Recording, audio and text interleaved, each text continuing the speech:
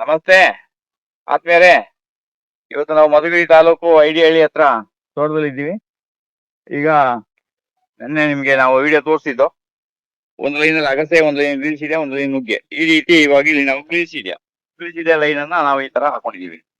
ಗಿಡದಿಂದ ಗಿಡಕ್ಕೆ ಒಂದು ಅರ್ಧ ಅಡಿಯಿಂದ 1 ಅಡಿ ಅಂತರ, ಸಾಲಿಂದ ಸಾಲಿಗೆ 18 ಅಡಿ, ಅಂದ್ರೆ 6 ಅಡಿ ಒಂದು ಲೈನ್ ಇರೋದ್ರಿಂದ ಒಂದರಲ್ಲಿ ಗ್ರೀನ್ಸಿಡಿಯಾ, ಒಂದು ಲೈನಲ್ಲಿ ಅಗಸೆ, ಒಂದರಲ್ಲಿ ನುಗ್ಗೆ, ಪುನಃ ಗ್ರೀನ್ಸಿಡಿಯಾ, ಹೀಗೆ ಇಲ್ಲಿ ರಿಪೀಟ್ ಆಗ್ತದೆ.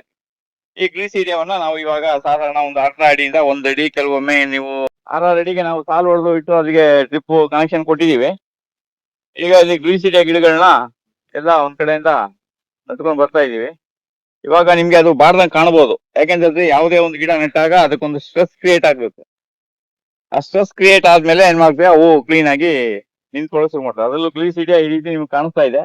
ನೀವು ಅನೇಕ ನಮ್ಮ ತೋಟಗಳೆಲ್ಲ ನಟ್ಟಿರೋದು ನೋಡಿದಿರಿ ನೀವು. ಅದು ನೆಟ್ಟಾಗ ಸ್ವಲ್ಪ ಬಾಡ್ದಂಗೆ ಇರುತ್ತೆ.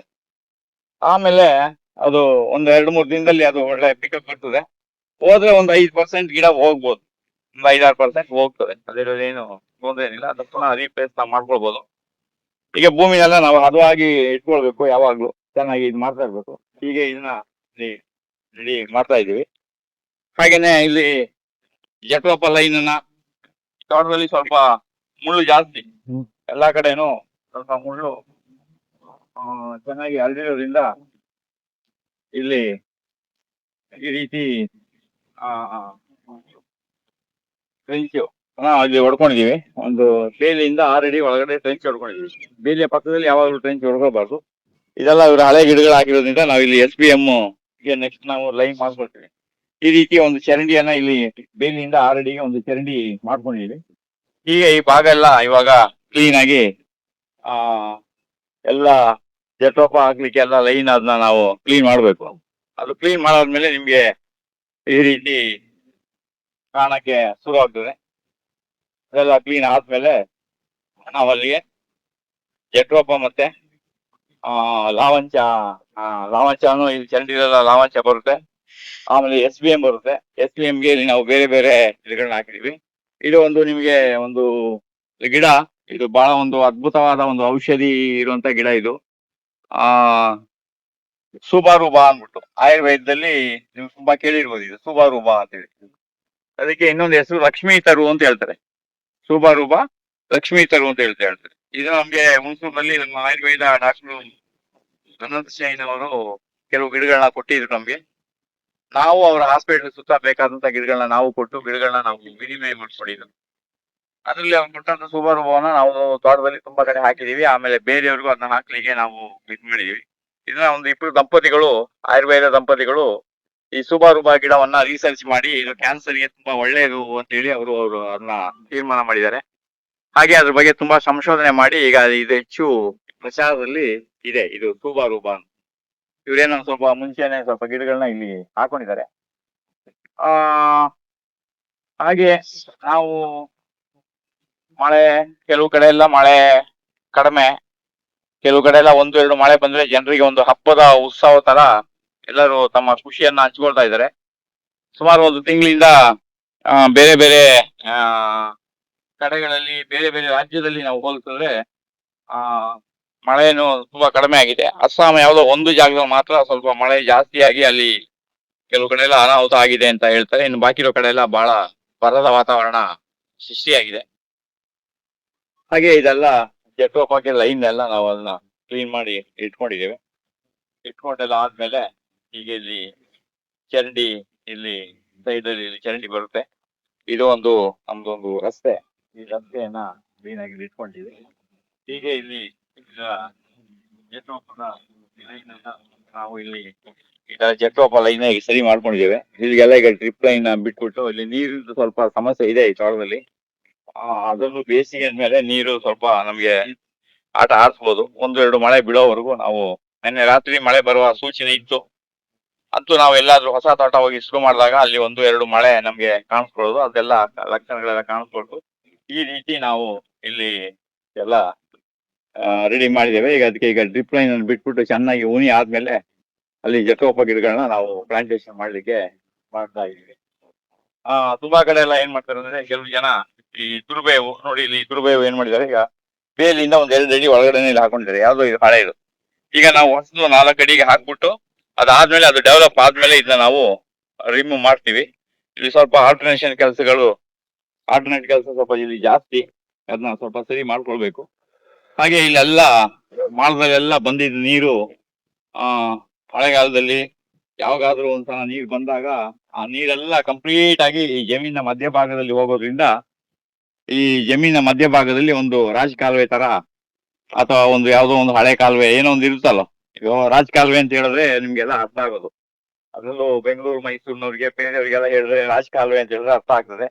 ಇನ್ನು ಕೆಲವರಿಗೆ ಹೆಬ್ಬಾಳ ಅಂದ್ರೆ ಅರ್ಥ ಆಗ್ತದೆ. ಹಾಗೆ ಕೆಲವೊಮ್ಮೆ ಭಾಷೆಗಳಲ್ಲಿ ವ್ಯತ್ಯಾಸ ಬಂದ್ರೆ ಅದನ್ನ ನೀವು ಬೇರೆ ರೀತಿಯ ಅರ್ಥವನ್ನ ಮಾಡ್ಕೊಳ್ಬಾರ್ದು.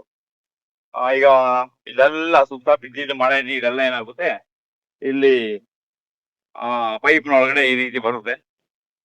ಈ ರೀತಿ ಪೈಪ್ನೊಳಗಡೆ ಬಂದು ಈ ಮಧ್ಯದಲ್ಲಿ ಇಲ್ಲಿ ಈ ಕಡೆ ಈ ಜಮೀನು ಮಧ್ಯದಲ್ಲಿ ಹೋಗಿ ಅಲ್ಲೊಂದು ಕೃಷಿ ಹೊಂಡವನ್ನ ಒಂದು ಮಾಡ್ಕೊಂಡಿದ್ದೇವೆ. ಅಲ್ಲಿ ಇದಕ್ಕೆ ಪೈಪ್ ಈ ತರ ಹೋಗೋದು ಕಷ್ಟ ಆಗ್ತದೆ ಅಂದ್ಬಿಟ್ಟು ನಾವು ಇಲ್ಲಿ ಒಂದು ಲೈನ್ ಮಾತ್ರ ಪೈಪ್ ಅನ್ನ ಇಲ್ಲಿ ಮೇಲೆ ಹಾಕೊಂಡಿದೀವಿ. ಇಲ್ಲಿ ಪೈಪ್ ಈ ತರ ಇಲ್ಲಿ ಮೇಲೆ ಬರ್ತದೆ. ಅದು ಏನೋ ಮೊದ್ಲು ಒಂದು ಕಬ್ಬಣದ ಹಾಕಿದ್ರಂತೆ, ಕೊನೆಗೆ ಅದು ಯಾರೋ ಕಲ್ತ್ಬಿಟ್ರು ಅಂದ್ಬಿಟ್ಟು ಅದನ್ನ ಅವರು ಹಾಗೆ ಈಗ ಪ್ಲಾಸ್ಟಿಕ್ ಅನ್ನೇ ಇಲ್ಲಿ ಹಾಕೊಂಡಿದ್ದಾರೆ. ಹಾಗೆ ಇದನ್ನೆಲ್ಲ ಹಂತ ಹಂತವಾಗಿ ಸ್ವಲ್ಪ ಎಲ್ಲ ಕ್ಲೀನಿಂಗ್ ಮಾಡ್ಬೇಕು. ಹೀಗೆ ನಡ್ಕೊಂಡು ಹೋಗ್ತಾ ಇದೆ. ನೀವು ಕೂಡ ಅಷ್ಟೇ ನಿಮ್ಮ ತೋಟಗಳಲ್ಲಿ ಏನೇನು ಹೇಗೆ ಹೇಗೆ ಮಾಡ್ತೀರಾ ಅನ್ನೋದನ್ನ ಸ್ವಲ್ಪ ಸ್ವಲ್ಪ ನಮ್ಮವರೆಲ್ಲ ಕೆಲವು ಅಳವಡಿಸ್ಕೊಂಡಿದ್ದೀರಾ ಅಂತ ಹೇಳ್ತಾರೆ. ಇನ್ನು ಕೆಲವು ನಾವು ಈ ತುಂಬಾ ಕಮೆಂಟ್ಸ್ ಎಲ್ಲ ಬರುತ್ತೆ, ಅದೆಲ್ಲ ಕಮೆಂಟ್ಸ್ ಎಲ್ಲ ನಾವು ಉತ್ತರ ಕೊಡೋಷ್ಟು ಸಮಯ ಇಲ್ಲ ಅಂತ ನಾನು ಮೊದಲೇ ಹೇಳಿದ್ದೀನಿ. ತುಂಬಾ ಜನ ಮಧ್ಯದಲ್ಲಿ ಏನಾದ್ರು ಪ್ರಶ್ನೆಗಳನ್ನ ಕೇಳ್ತಾ ಇರ್ತಾರೆ. ನೀವು ಯಾವುದೇ ಒಂದು ಕೃಷಿ ಮಾಡ್ಬೇಕಾದ್ರೆ ನಿಮ್ಮ ಜಮೀನಲ್ಲಿ ನೀರ್ನ ನೋಡ್ಕೊಂಡು ನೀವು ಕೃಷಿ ಮಾಡ್ಬೇಕು, ಮತ್ತೆ ಯಾವುದೇ ರೀತಿ ಬೆಳೆ ಬೆಳಿತೀರಾ ಅಂತ ನೋಡ್ಕೊಂಡು ಕೃಷಿ ಮಾಡ್ಬೇಕು. ಆದ್ರೆ ತುಂಬಾ ಜನ ಕೇಳ್ತೀರಾ, ನೀವು ಡ್ರಿಪ್ ಒಳ್ಳೇದಾ, ನೀವು ಜೆಟ್ ಒಳ್ಳೇದಾ ಅಂತ. ನಿಮ್ಗೆ ಎಲ್ಲದಕ್ಕೂ ಬಹಳ ಅತ್ಯುತ್ತಮವಾದ ಕೆಲಸ ಯಾವ್ದಪ್ಪ ಅಂದ್ರೆ ಡ್ರಿಪ್ಪೇ ಬಹಳ ಉತ್ತಮ. ಯಾಕೆಂದ್ರೆ ಭೂಮಿ ಒಂದೊಂದ್ಸಲ ಏರು ಕೊರೆ ಇರ್ತದೆ, ಆಮೇಲೆ ಕೆಲವರಿಗೆ ನೀರು ಬಹಳ ಕಡಿಮೆ ಇರ್ತದೆ. ಅಂತ ಜಾಗದಲ್ಲೆಲ್ಲ ನಮ್ಗೆ ಡ್ರಿಪ್ಪೇ ಒಳ್ಳೇದು. ಈ ನಾವು ಸ್ಪ್ರಿಂಕ್ಲರ್ ಜೆಟ್ ಅನ್ನ ಬಳಸೋದು ಏನಾಗ್ತದೆ ಅಂದ್ರೆ, ನಾವು ತೋಟದಲ್ಲಿ ಈಗ ಮರ ಗಿಡ ನಟ್ಟ ಮೇಲೆ, ಈಗ ನಾವು ಉದಾಹರಣೆಗೆ ಅಗಸೆ ಗಿಡ ನಡಿ ಅಂತ ಹೇಳ್ತೀವಿ. ಅಗಸೆ ಗಿಡ ನಿಮ್ಗೆ ಒಂದು ವರ್ಷಕ್ಕೆ 24 ಅಡಿ ಹೈಟ್ ಹೋಗ್ತದೆ. ಆ 24 ಅಡಿ ಹೈಟ್ ಹೋದಾಗ ಏನಾಗುತ್ತೆ, ನಿಮ್ಗೆ ಇಲ್ಲಿ ನಿಮ್ಮ ಜೆಟ್ ಸ್ಪ್ರಿಂಕ್ಲರ್ ತಿರುಗುವಾಗ ಅದು ಗಿಡಗಳಿಗೆ ಮರೆ ಆಗ್ತದೆ. ಮರೆ ಆದ್ಮೇಲೆ ಅದು ನೀರು ಎಲ್ಲಾ ಕಡೆಗೂ ಹರಡೋದಿಲ್ಲ. ಅದರಿಂದ ಡ್ರಿಪ್ಪು ಬಹಳ ಉತ್ತಮ. ಡ್ರಿಪ್ ಅಲ್ಲಿ ಮಾಡೋದ್ರಿಂದ ಏನಂತಂದ್ರೆ ನಿಮ್ಗೆ ಕಳೆಯನ್ನ ಜಮೀನಲ್ಲಿ ನಿಯಂತ್ರಣ ಮಾಡ್ಬೋದು. ಒಂದು ಸ್ವಲ್ಪ ನೀರು ಇದ್ರೂ ನಾವು ಎಲ್ಲ ಹೆಚ್ಚಿನ ಗಿಡಗಳಿಗೆ ಅದನ್ನ ನಾವು ನೀರನ್ನ ಒದಗಿಸುವಂತ ಒಂದು ವ್ಯವಸ್ಥೆ ಮಾಡ್ಬೋದು. ಅದೇ ದಯಮಾಡಿ ಹೇಳ್ತೀನಿ, ಯಾರು ಕೂಡ ಇಲ್ಲಿ ಹಣ ಕಾಸು ದುಡ್ಡಿನ ಬಗ್ಗೆ ಸ್ವಲ್ಪ ಯೋಚನೆ ಮಾಡ್ಬೇಡಿ. ನೀವು ಎಲ್ಲೇ ಪೈಪ್ ಅನ್ನ ಬಳಸಿದ್ರೆ, ಯಾವುದೇ ಒಂದು ಪೈಪ್ ಅನ್ನ ಬಳಸೋದಾದ್ರೆ ದಯಮಾಡಿ ನೀವು ಫೆನಾಲೆಕ್ಸ್ ಅಥವಾ A1 ಪ್ಲಾಸ್ಟ್ ಅಂತ ಸಿಗುತ್ತೆ, ಅದನ್ನ ಬಳಸಿ. ಅದು ಎರಡು ನಿಮ್ಗೆ ಒಳ್ಳೆಯ ಗುಣಮಟ್ಟದಲ್ಲಿ ಇರ್ತದೆ. ಸ್ವಲ್ಪ ರೇಟ್ ಅಲ್ಲಿ ಸ್ವಲ್ಪ ಜಾಸ್ತಿ ಇರ್ಬೋದು, ಬಟ್ ನಿಮ್ಗೆ ಒಳ್ಳೆಯ ಬಾಳಿಕೆ ಬರೋದಂದ್ರೆ ಫೆನಾಲೆಕ್ಸ್ ಮತ್ತೆ A1 ಪ್ಲಾಸ್ಟ್ ಅಂತ ಬರ್ತದೆ ಅದು. ಮತ್ತೆ ಡ್ರಿಪ್ ಅಲ್ಲಿ ದಯಮಾಡಿ ನಾನು ಹೇಳ್ತೀನಿ, ನೂರಾರು ಡ್ರಿಪ್ ಕಂಪನಿಗಳಿವೆ. ಆದ್ರೆ ನೆಟಫಾರ್ಮ್ ಅನ್ನೋದು ಒಂದು ಬಹಳ ಒಂದು ಅದ್ಭುತವಾದ ಒಂದು ಸಿಸ್ಟಮ್. ಅದು ಸ್ವಲ್ಪ ನಿಮ್ಗೆ ಕಾಸ್ಟ್ಲಿ ಅನ್ಸ್ಬೋದು, ಬಟ್ ಏನಾಗ್ತದೆ ಮೇಂಟೆನೆನ್ಸ್ ಬಹಳ ಈಸಿ. ಮತ್ತೆ ಮಧ್ಯದಲ್ಲಿ ಏನು ಅದು ರಿಪೇರಿ ಬರೋದಿಲ್ಲ. ಆಮೇಲೆ ಅದ್ರಲ್ಲಿ ಯಾವುದೇ ಅಂತ ಸಮಸ್ಯೆಗಳು ಬರೋದಿಲ್ಲ. ಆಮೇಲೆ ಅಲ್ಲಿ ನೀರು ಕೂಡ ಅಷ್ಟೇ, ಎಲ್ಲ ಸಮಾನವಾಗಿ ನೀರು ಹೋಗ್ತದೆ. ಮತ್ತೆ ಆ ಪೈಪು ಕೂಡ ಹೆಚ್ಚು ದಿನ ಬಾಳಿಕೆ ಬರ್ತದೆ.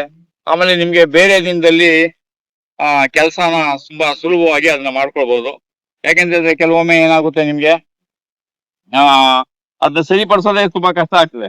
ಎಲ್ಲೋ ಒಂದು ಪೈಪ್ ಬೆಂಡ್ ಬಂದ್ಬಿಡ್ತದೆ ಅಥವಾ ಒಂದು ಮುಚ್ಕೊಂಡ್ಬಿಡ್ತದೆ. ಕೆಲವು ಕ್ವಾಲಿಟಿ ಪೈಪ್ಗಳೆಲ್ಲ ಏನಾಗ್ತದೆ, ಅವರು ಕೆಲವೆಲ್ಲ ಆರ್ಥಿಕ ಸ್ಥಿತಿಯನ್ನ ನೋಡ್ಕೊಂಡು ಅವ್ರವರು ಒಂದು ಬೆಳೆ ಮಾಡೋದ್ರ ಮೇಲೆ ಪೈಪ್ ಅನ್ನ ಹಾಕ್ತಾರೆ.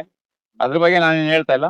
ನೋಡಿ, ಇವಾಗ ಇಲ್ಲಿ ನಾವು ಪೈಪ್ ಲೈನ್ ನ ಈಗ ಹಾಕೊಂಡು ಹೋಗ್ತಾ ಇದ್ರೆ, ಇದ್ರ ಮೇಲೆ ಈಗ ಬಹಳ ಸ್ಮೂತ್ ಆಗಿ ಈಗ ನಾವು ಮಣ್ಣನ್ನ ಹಾಕೊಂಡು ಹೋಗ್ತಾ ಇದ್ವಿ. ಈಗ ಮಣ್ಣನ್ನ ಹೀಗೆ ಸ್ಮೂತ್ ಆಗಿ ಹಾಕೊಂಡು ಹೋಗ್ಬೇಕು. ಇಲ್ಲಿ ಆ ಲ್ಯಾಟ್ರಿನ್ ಪಕ್ಕದಲ್ಲಿ ಜಾಸ್ತಿ ಮಣ್ಣು ಹಾಕಬಾರ್ದು. ಹಾಗೆ ಇಲ್ಲಿ ಮಣ್ಣನ್ನು ಮುಚ್ಕೊಂಡು ಹೋಗ್ತಾ ಇದ್ರೆ ಇದೇನಾಗುತ್ತೆ, ಅದು ನಮಗೆ ಬಿಸಿಲಿಗೆ ಅದು ಬೀಳೋದಿಲ್ಲ. ಯಾವುದೇ ಕಾರಣಕ್ಕೂ ಪೈಪ್ ಜಾಸ್ತಿ ಬಿಸಿಲಲ್ಲಿ ಬಿಡಬಾರ್ದು. ಆ ಬಿಸಿಲು ಬಿದ್ದಾಗ ಏನಾಗುತ್ತೆ, ನಿಮಗೆ ಪೈಪ್ ಬಹಳ ಬೇಗ ಅದಕ್ಕೆ ಆಯಸ್ಸು ಮತ್ತೆ ಇದು ಬಹಳ ಕಡಿಮೆ ಆಗುತ್ತೆ. ಇದಕ್ಕೆ ಏನ್ ಮಾಡ್ಬೇಕು, ಅದ್ರ ಮೇಲ್ಗಡೆ ಸೂಕ್ಷ್ಮವಾಗಿ ನಾವೇನ್ ಮಾಡ್ಬೇಕು, ಮಣ್ಣನ್ನ ನಾವು ಈ ತರ ಹಾಕೊಳ್ಬೇಕು. ಅವಾಗ ಅದು ಬಿಸಿಲಿಗೆ ಅದು ಇದಾಗೋದಿಲ್ಲ. ಮತ್ತೆ ಎರಡನೇದು ಭದ್ರವಾಗಿ ಚೆನ್ನಾಗಿ ಕೂತ್ಕೊಳ್ತದೆ. ಹಾಗೆ ಇಲ್ಲಿ ನಾವು ಈಗೆಲ್ಲ 6 ಅಡಿಗೆ ಒಂದೊಂದು ಹಾಕಿದ್ದೇವೆ. ಇಲ್ಲಿ ಮಧ್ಯದಲ್ಲೂ ಒಂದೊಂದು ಲೈನ್ 3 ಅಡಿಗೆ ಒಂದು ಲ್ಯಾಟ್ರನ್ ಹಾಕೊಂಡಿದ್ದೇವೆ. ಈಗ ಇದು ಎಲ್ಲ ಲೈನ್ ಇದು ಲೈನ್ ನೆಕ್ಸ್ಟ್ ನಮ್ಗೆ ಬೇರೆ ಬೇರೆ ಈಗ ಒಂದು ಲೈನ್ ಆಗುತ್ತೆ, ಒಂದು ಲೈನ್ ಗ್ರೀಸ್ ಇದೆ, ಒಂದು ಲೈನ್ ನುಗ್ಗೆ ಈ ರೀತಿ ಇಲ್ಲಿ ಹಾಕೊಂಡಿದ್ದೇವೆ. ಹಾಗೆ ಇಲ್ಲಿ ತೋಟದಲ್ಲಿ ವೀಕ್ಷಣೆ ಮಾಡೋಕೆ ಅಂತ ಒಂದು ಕ್ಯಾಮರಾವನ್ನು ಹಾಕೊಂಡಿದ್ದಾರೆ. ಈಗ ಆ ಕ್ಯಾಮರಾ ಒಂದು 3-4 ಜನ ಎಲ್ಲ ರೊಟೀನ್ ಹಾಕಿ ಅವಾಗ ನಿಮ್ಮ ತೋಟಕ್ಕೆ ಯಾರು ಬರ್ತಾರೆ ಯಾರು ಹೋಗ್ತಾರೆ ಅನ್ನೋದೆಲ್ಲ ನಿಮ್ಗೆ ಇಲ್ಲೇನಿಲ್ಲೇ ಅದನ್ನ ನೋಡ್ಕೊಳ್ಬಹುದು. ಆಮೇಲೆ ಸೂಚನೆಯನ್ನು ಅದು ಕೊಡ್ತಾ ಇರ್ತದೆ. ಆಗ ಇನ್ನೂ ಇದಕ್ಕೆ ಸೆನ್ಸರ್ ಹಾಕಿಲ್ಲ, ಯಾಕಂದ್ರೆ ನಾವು ಇದು ಕೆಲಸ ಮಾಡೋದ್ರಿಂದ ಅದು ಈ ತರ ಮಾಡಿದ್ದಾರೆ. ಇದು ಒಂದು ಒಳ್ಳೆ ಕಂಪನಿಯ ಒಂದು ಕ್ಯಾಮರಾವನ್ನ ಇಲ್ಲಿ ಹಾಕಿದ್ದಾರೆ. ಇವಾಗ 2 ಇಂಚಿದು ಒಂದು ಕಬ್ಬಿಣದ ರಾಡ್ ಅಲ್ಲಿ ಇದನ್ನ ಮೇಲ್ಗಡೆ ಕೂರಿಸಿದ್ದಾರೆ. ಮೋಸ್ಟ್ಲಿ ಇದು ಅಗಸೆ ಗ್ಲಿಸಿಡಿಯಾ ಒಂದು 24-25 ಅಡಿ ಬಂದ್ಮೇಲೆ ಇದು ಕ್ಲೋಸ್ ಆಗ್ಬೋದು ಅಂತ ನನಗೆ ಅನಿಸ್ತಾ ಇದೆ. ಹೀಗೆ ಇಲ್ಲಿ ಕೆಲಸ ನಡ್ಕೊಂಡು ಹೋಗ್ತಾ ಇದೆ.